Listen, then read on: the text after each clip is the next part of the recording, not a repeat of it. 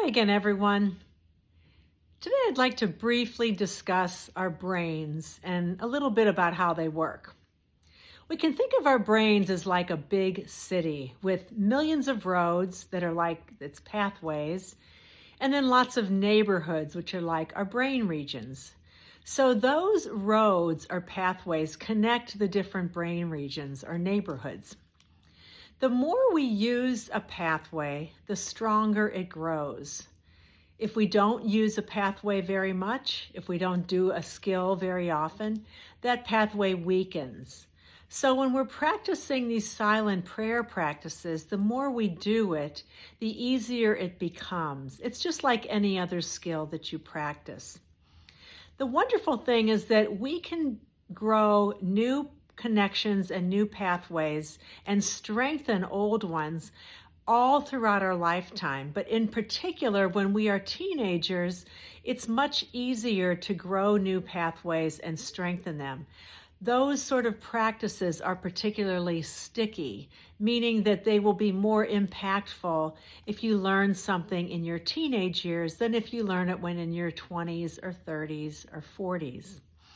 You can always grow new connections, though, throughout your life. It just is a little bit more difficult the older we get.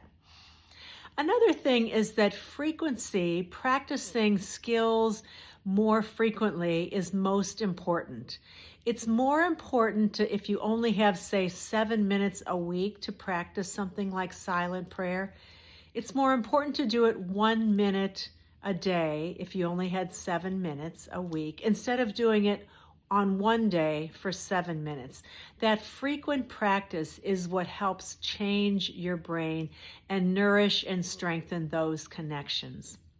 Your brain is also unique. No one who has ever lived has the experiences or the thoughts or even your personality. And so your brain is unique, and you are nurturing your unique brain by doing these silent prayer practices.